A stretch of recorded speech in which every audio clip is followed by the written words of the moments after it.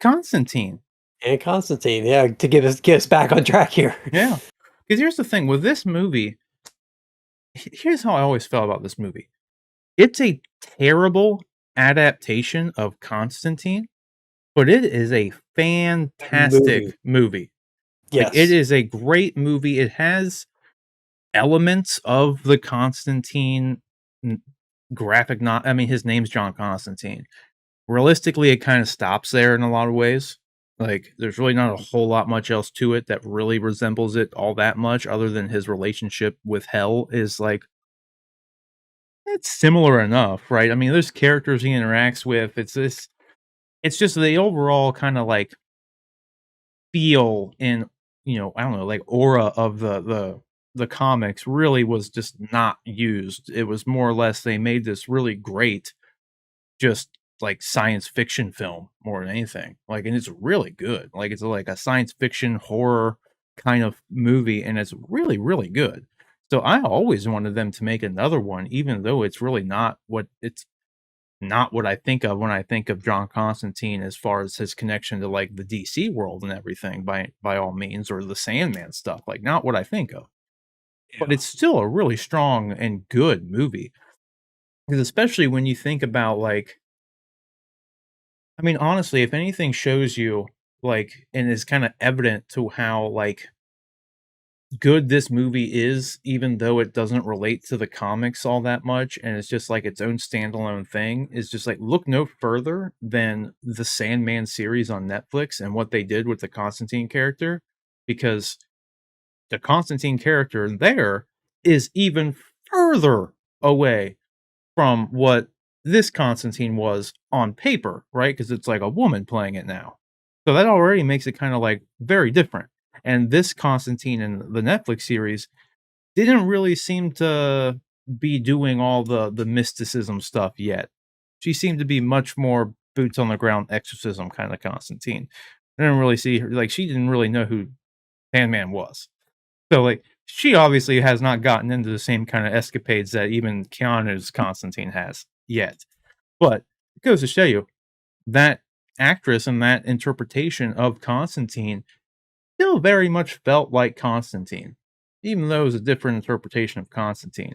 And in Sandman, it made sense that they did that because they did not have any of the rights to use anything that has ever been in DC. It only had to be Neil Gaiman stuff. So it couldn't, they had the easiest way to do that would have just been the gender bend at that point. So, and it still worked, honestly. Would I have rather seen like Matt Ryan or that kind of Matt Ryan has been like the closest interpretation to the comic book Constantine that we've gotten on screen, really.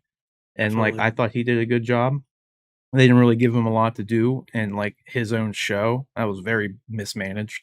And then they brought him in Legends of Tomorrow, and he got to do a little bit more stuff, but not any real Constantine stuff. So I don't know. I love the Constantine character though. So I hope, whether or not it's, I would like to see, and I want to ask you this, if they make this sequel, because this is supposedly actually moving forward now. Akiva Goldsman is going to be writing the script to this. It's moving on. J.J. Abrams and Bad Robot is going to be developing the film in some capacity, which is funny because when Zaslav came in and took over Warner Brothers, it seemed like JJ was going to get the axe because Zaslabs, but he's gone on record. Apparently, this insiders have said that he was very unhappy with the Warner Brothers and JJ Abrams deal because if you remember, and any of you guys remember, Warner Brothers signed JJ in Bad Robot to a $500 million first look deal, and that was like 4, maybe 5 years ago at this point. It's been a hot minute, and there has been sub-zero Bad Robot, Warner Brothers, J.J. Abrams films that have actually been on screen since they gave him $500 million. So when Zaslav came in and started looking at his spreadsheets of finances, and they're saying, huh, why did we pay J.J. Abrams $500 million? Because he hasn't made a fucking movie here. What's our return on Yeah, investment on that? what's going on?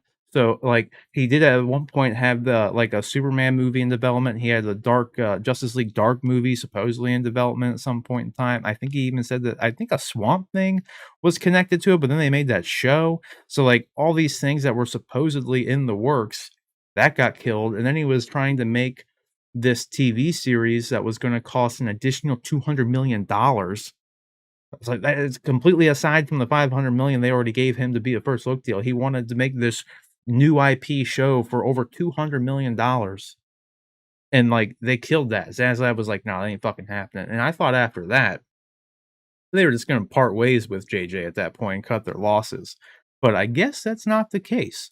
But to circle back to my initial thought here was, if they actually move forward with this, and Keanu is in another Constantine film and he returns as John Constantine, would you like them to kinda lean more into the comic source material, or just keep going with kinda everything they set up and move further away from it and do their own thing, kinda like they did in that original film? Where do you kinda lay on that? I'd like him to. I mean, obviously, with bringing the same director back, I think that obviously they're going to have to try and make it as tied as closely as they can to what came before. But I would like them to see it start subtly shift back to more of the comic book character roots. You said something there that I had completely forgotten about, but it comes up every now and then. Is this Justice League Dark movie that's been in production for pre-production for it seems like 5 years now. I feel like this was announced back when they were doing the announcement of the original timeline of Justice League character films. Been a minute. I know it definitely was announced at the same time Joss Whedon's Batgirl was announced, and so we know how long ago that was. So since Bad Robot is involved with Justice League Dark, and hearing that they're involved with this, I kind of wonder if this won't be like a backdoor into that franchise.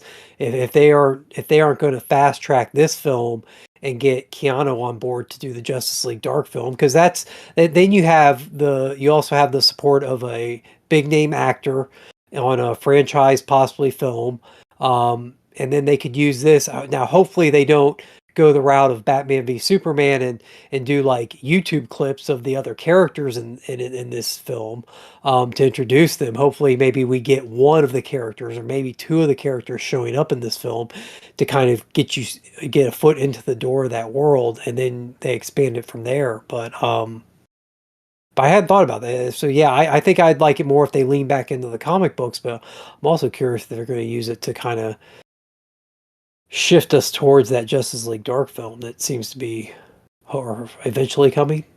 It very well could be. If they were to actually, because my mindset with it initially when this came out, and I mean, at this point being the fact that, like, it's been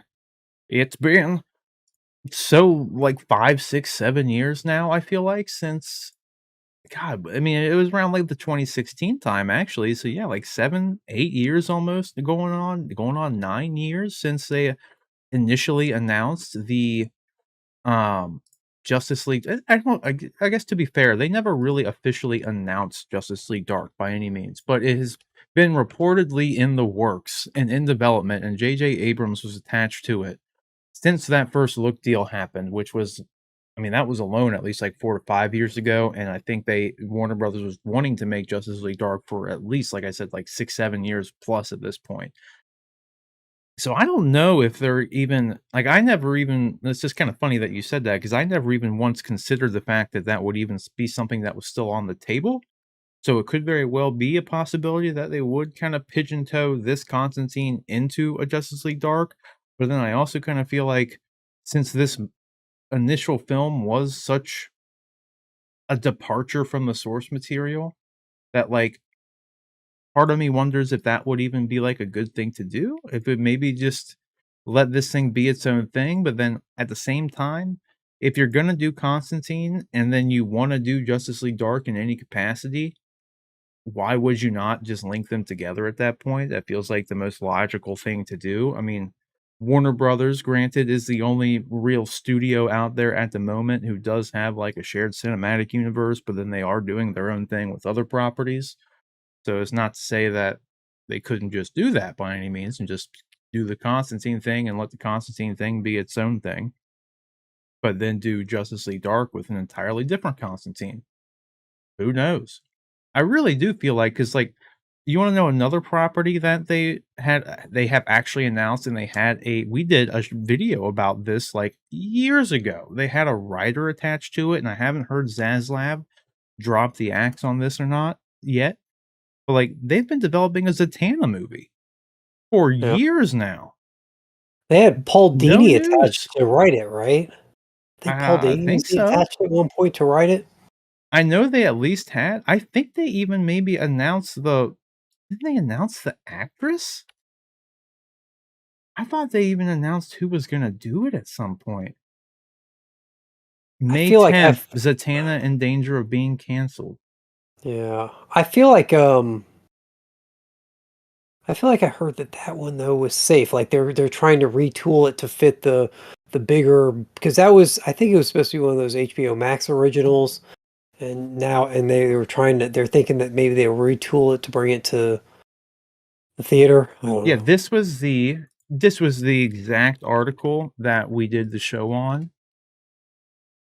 when it first dropped. It's the initial writer was the writer of A Promising Young Woman, which was a pretty good Oh, movie. that's right. That movie was awesome. I really Yeah, like that. so yeah, that was good. So that's I forgot about that. Yep. when this dropped, I was actually pretty excited about that because that was a good little flick, and I was like, "Cool, this is great." I wasn't familiar with her outside of that, but, like, I love the Zatanna character. Her name's Emerald Fennell or Fennel, however you wanna pronounce that. So, yeah, and then see again here, set to be theatrically released through Bad Robot. And that's the kind of the more baffling thing is, like, why what was J.J. Abrams and Bad Robot doing all this time? This was so long ago. When did this was 2021, March 2021. Like, Year and it's a half ago. Yeah. yeah, like, it's when this and there's been literally if at least when I just looked up Zatanna movie, the only other news that popped up was an article from this past May about that it might be canceled. So, like, there's been no movement on this, but they could do honestly, the Justice League Dark concept is a great concept, and I'm kinda shocked as to why they haven't actually gotten anything off the ground with it because you could have 3 not that you have to do solo movies, like, you don't have to do solo movie, solo movie, solo movie, team up by any means, but you could have like, Zatanna absolutely warrants her own solo movie because you could have her dad, Zatara, Yep. being like they have Doctor Fate, follow me here, Doctor Fate's in Black Adam.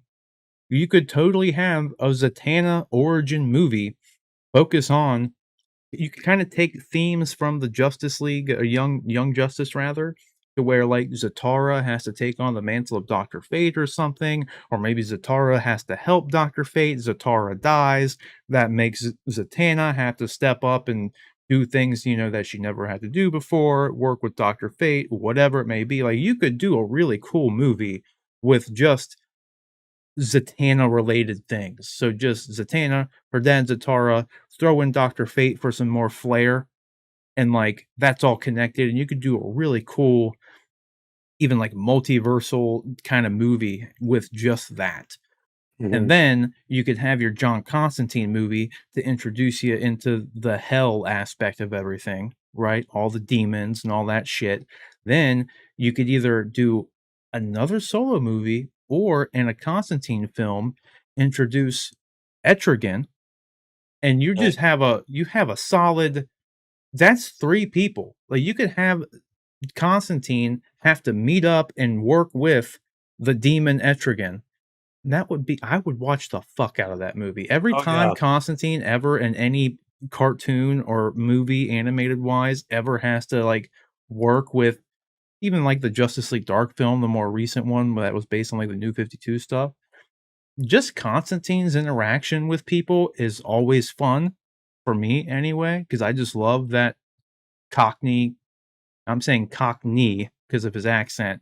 He's a cocky Cockney, just little asshole, and it's just fun to watch. And it's like, but he's this dude who acts like that, but he can back up his shit. So it's like he's just this guy who has lost his soul and has just seen so much shit and he's just tired of it. So and I love that just personality. Like and Keanu's movie did have a little bit of that. So I think that might be some reason I did kind of relate to it, even though it was such a departure.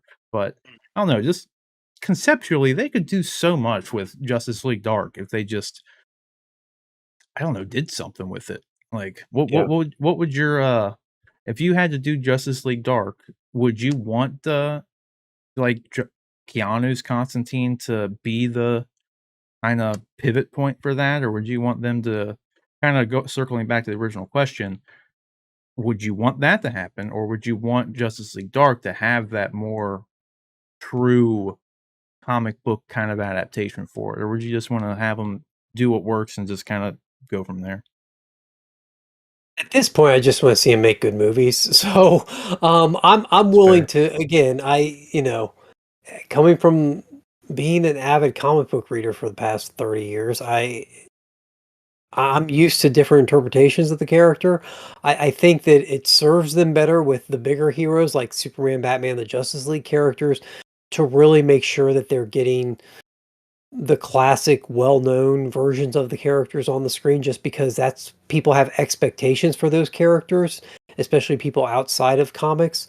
Um, but those of us that are in the comic world have seen so many different interpretations of these characters that while Keanu's Constantine is dramatically different from many of the Constantine versions that we've seen, it works to an extent, and the movie was good, so that also helps a lot. It's a lot easier to swallow something that isn't quite what you're expecting if it's as long as it's still good. So, my hope would be that obviously I would prefer because I like you have always had a strong affinity for the Constantine character, so I'd like that kind of British first of all, Yeah. smoking, just kind of ass that just like he just doesn't he puts on airs that he doesn't care about anything or anyone, and he backs that up 95% of the time.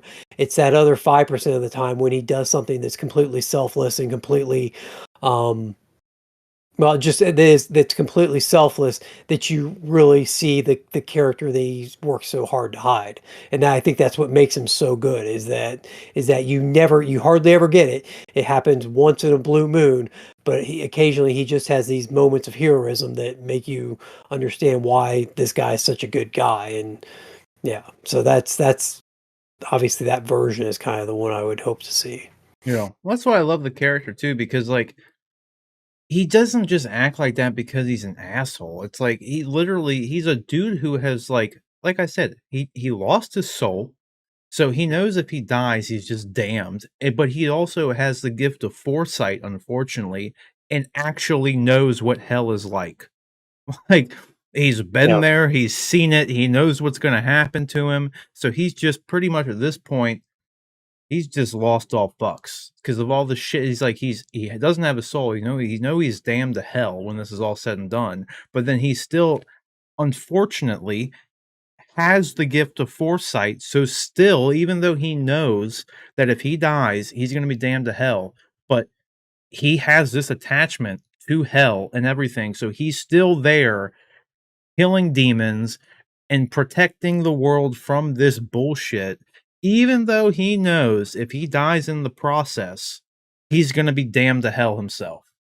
That's a Mhm. really cool character and a cool story, you know what I mean? It's like because it speaks to what you were saying, where it's like this he has these moments of, like, humanism and heroism in a lot of ways, but it's like, honestly, everything he does in spite of knowing he's damned to hell, in and of itself is an act of heroism, really. Because it's like he puts himself in these situations where he knows he could potentially die at any point in time. But, like, no one else is aware of all this shit that's happening. No one else is aware of Lucifer and the minions and the demons and what they're doing, and he is aware of it. So he's still tries to stop it. And, like, I like that. That's cool. I've always liked that. Nevertheless. There was I was trying to I'm not gonna remember it. I'm not gonna remember it in time. There was a comic series that Tom Taylor did. Do, It do, just finished do, a couple do, do, it do, just finished a do, couple years ago. do. I might have to jump back in later on and bring it up. But anyway, Constantine throughout the entire series, it wasn't Injustice. It was the one with the zombie virus. Taylor, I can't. I'm trying to Google it real quick. There's a virus. Zombie My mind DC is not Comics. going to anything with Constantine right now with a zombie. Deceased. It was the series was called Deceased, and they had Hmm. follow-up series to it. And Constantine is just a he's just an ass throughout the whole thing. Throughout the whole thing, he's doing things. He's constantly turning on his allies. He's constantly doing things. But in the end, when his whole plan comes together, it's just beautiful. It's like, oh, he was this terrible person this whole but ultimately he took all that hate and all that blame and all the bad consequences of being this terrible person to get him to this point where they win in the end. It was just perfect. So, yeah, that kind of portrayal of the character is just great. That's what I'm saying. That is like literally it's like he's burdened with the gift of foresight. Yeah, It's like and he's just like and he knows. See, this I don't recall the story you're talking about, but, like, I totally can picture it in my mind. It's like, he's a guy who will make the shitty call, he'll be the asshole, he'll do everything he needs to do just to make sure that they like, him or his team have a better chance of winning in the end, right? Like, yeah, nevertheless, he'll do it, he's that guy, and those are always, like I don't know, that's kind of an obvious, like, we've seen it a million times, like, it's a played out trope, like, yes, but it really works with that character, especially when you put him like I said, when you throw in the situation of, like, he's a guy who has lost his soul, he's damned to hell, he fights demons, so there's a whole other layer to Constantine rather than just being some dickhead who ends up winning in the end, you know what I mean? So yeah. I don't know, I've always really loved the Constantine character. I even, like, we kinda said at the top, I love the Keanu Constantine too, so as much as I'd love to see, like, a more true Constantine in a movie, especially in, like, a Justice League Dark kinda movie, like, that'd be great, but, like, in the end, I'm happy with just having another Keanu Constantine movie. Hold on. Give me 1 second. John, take the wheel Yeah. for a minute. Yeah, so if you haven't if you're watching it or you're catching us on one of our videos that's posted later on, um, go check out Deceased if you have any interest in graphic novels or comics. You can actually go to your probably your local library and pick it up there if you don't want to drop a dime on it. But it was an excellent series and it has one of the best portrayals of Constantine that I can remember in a long while. And then there's of course the Constantine, the Hellblazer series. The DC Vertigo Hellblazer series is another one to go check out if you're interested in good Constantine stories. There were a number of writers. Brian Azzarello had a great run on that. Garth Ennis had a great run on that. I don't know if too many of you remember, but Daredevil had a really popular run where he traded off between like three different writers. I think Brian Michael Bendis did a run, then Ed Brubaker did a run, and then there was a third guy that did a run. But each author, each writer, when they ended their series, left Daredevil in this really terrible position, and the next author had to figure out how to pick up the pieces and continue the story on. That kind of was that kind of same type of storytelling happened in the Hellblazer comic series from Vertigo, where they had these a number of different writers that would come in and write 6 issues or 12 issues of the book and then hand it off to another writer, and it was just some of the best comic book storytelling.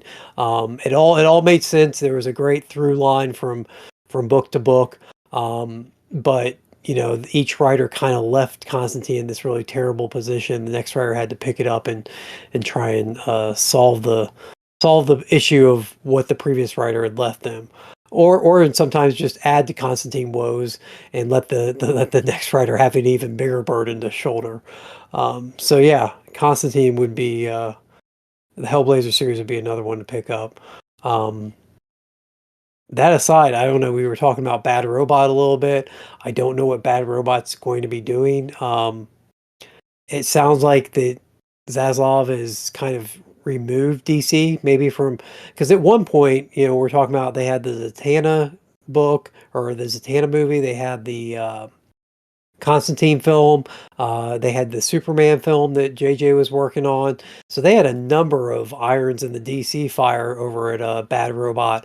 But none of those have come to fruition. And it looks like Zaslav is kind of, from all the reports that we're hearing, is looking for somebody to head up the DCU division. What are they calling it now? It's I think I saw that they're not going to refer to it as the DCEU anymore. It might just be the DCCU, the DC Cinematic Universe. They might just be taking the Marvel moniker. Regardless, they're going to try and find somebody to head that up. And obviously, I would think that if they would find a Kevin Feige type character to head that up, JJ's Bad Robot would their involvement would be, I would guess, minimized quite a bit by that sort of restructuring of that side of Warner Brothers. Um, so I can't say I can't say I was obviously I was excited about the Zatanna movie that they had announced. I can't say I was that excited about the other stuff. The Constantine one, I don't even think I realized that Bad Robot was involved with that up to that point. So we'll see what happens with them. Um, Other than that, I can't think of anything else I really have to say on the Constantine front. Um, I think his name was Matt Ryan, the guy that played him in DC Legends of Tomorrow. He was phenomenal. If you're not familiar with him, there was a short-lived Constantine show that ran. I think it even ran on NBC. I think it was network television. It ran on, and it was canceled after one season. And the show wasn't bad. It just, I think Rob mentioned it, they didn't do a great job portraying the character of Constantine. He kind of was a secondary character in his own show in a way. So that didn't last very long, but the actor they had playing Constantine was just absolutely phenomenal. I'm going to look him up real quick. Which show are you talking about? You talking about Matt Ryan Yeah, it's Matt Ryan, right? That was the actor's name. in Legend of Tomorrow and in his own show Legend of too? Tomorrow. Yeah, so he had his own show. So Yeah. I was telling him that, you know, he had his own show for a minute and then he went over and he was on Legends of Tomorrow and he was just a really great character. He actually made an appearance, and I'm not sure how many people remember this. He made an appearance on the Lucifer show, He correct? did. No, It went it was on the crossover thing. on the Lucifer showed crossover, up on their crossover and he on went their and knocked on crossover. yeah, yeah, yeah. It was Yeah, really so good. he had some interaction with the Lucifer character from the Lucifer show that Yeah. ran on Netflix and then moved over, or ran on Fox and then moved over to Netflix, That was a great show. that was such a good show. And yeah, but his crossover with Lucifer was really good too. That's what I was gonna say, I'm glad you brought that up because I was gonna say before, if they make another Constantine or anything and Lucifer is involved, I would love a Tom Ellis cameo at the very least, or just him back as Lucifer in some capacity. Eyes the role. Yeah, Yeah. I love even though that's the thing too, his Lucifer was a pretty big departure from that series as well, but it just was so good.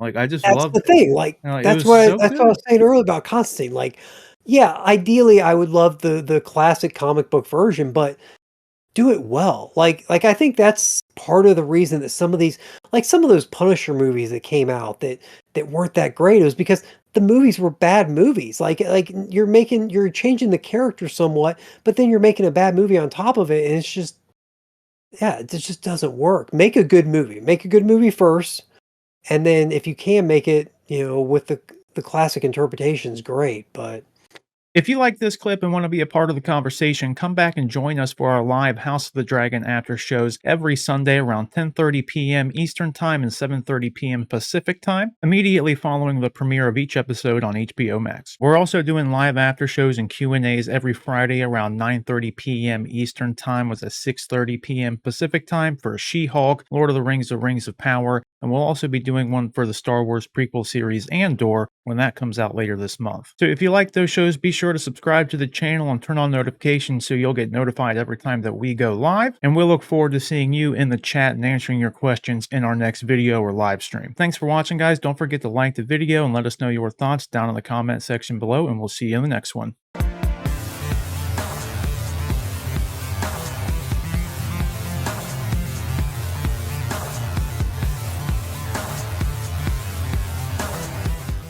Like and subscribe.